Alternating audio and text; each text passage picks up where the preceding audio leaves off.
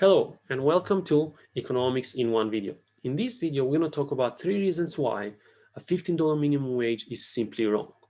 The first reason is, of course, what we learn in Econ 101. Higher minimum wage leads to higher unemployment.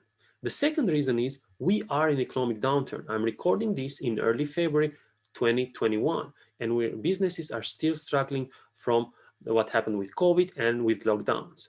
Therefore, it's wrong to increase the minimum wage right now. The third reason is having one minimum wage across all 50 states is wrong. It's wrong. So let's get started with the first one. So we know from Econ 101, having a higher minimum wage leads to more unemployment. But we do not have to stop there. We can look for research. In fact, a recently published paper by National Bureau of Economic Research surveyed the literature, all of the studies that were conducted from the 1990s on minimum wage, and they find that most of these studies find negative effects of minimum wage on employment. In other words, higher minimum wage in most of these papers leads to higher unemployment. All right. I will post the link for this research paper and any other research papers that I will show in the next few minutes in the description so you can read more for yourself. But let's look a little bit further here.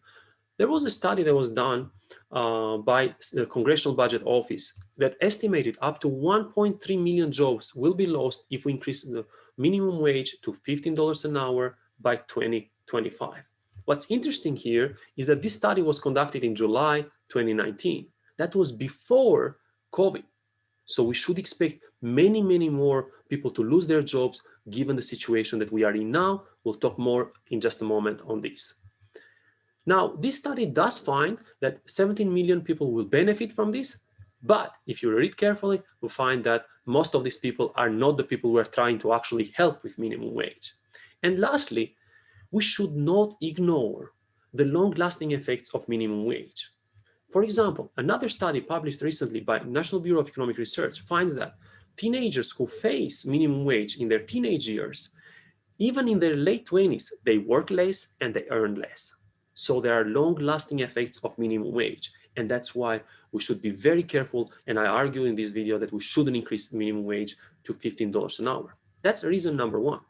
Reason number two, we are in an economic downturn. Businesses across the board are struggling, especially smaller businesses. They have to deal with higher costs. They have to deal with lockdowns. And many of them have shut down. Hundreds of thousands of businesses shut down in the past year or so. So increasing the costs further, all right, they already have higher costs because of COVID. Now we increase their costs further while their revenue is down is not a good idea. More of these businesses will fail. What is more, what will tend to happen and what normally happens with minimum wage is that minimum wage tends to hurt more smaller businesses. And the reason why is because smaller businesses find it harder to adjust to avoid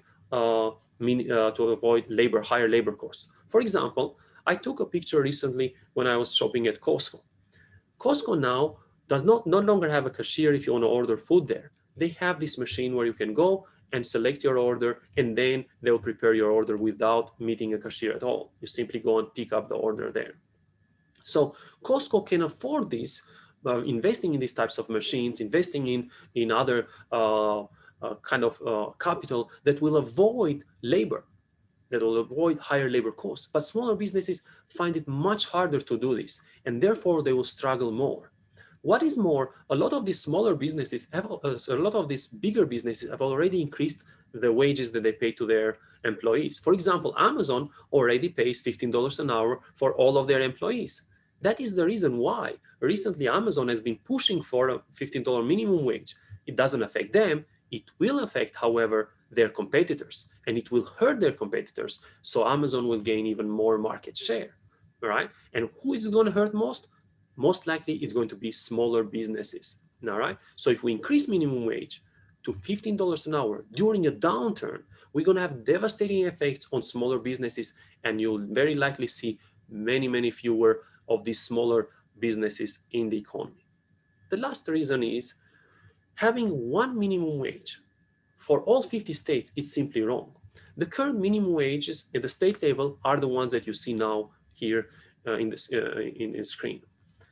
As you can see, almost half of the states have a minimum wage that is about half of 15, right? So if we increase minimum wage to $15 an hour, we're going to be doubling minimum wage in these states. But what is more, it's important to understand that the cost of living is different in different states. So having one minimum wage when the cost of living is different makes no sense whatsoever. Even if you are in favor of increasing minimum wage, you should not be in favor of having one minimum wage across the board, because this will create a lot of trouble. This will create a lot of trouble, especially in the low-cost states. It's going to be very hard for business in the low-cost states to survive a $15 minimum wage. If you want to learn more about this, go to Google and search Puerto Rico minimum wage 1930s and look at the devastating effects that minimum wage increases or implementation had in Puerto Rico in the 1930s. All right. So those were the three reasons why we shouldn't increase minimum wage to $15 an hour. Now, on a less serious note, look who is supporting a $15 minimum wage is robots. So that means, are you with robots when you ask for $15 minimum wage? Don't be a traitor. You should be with humans. All right. Thank you for watching this, and please subscribe for more videos like this.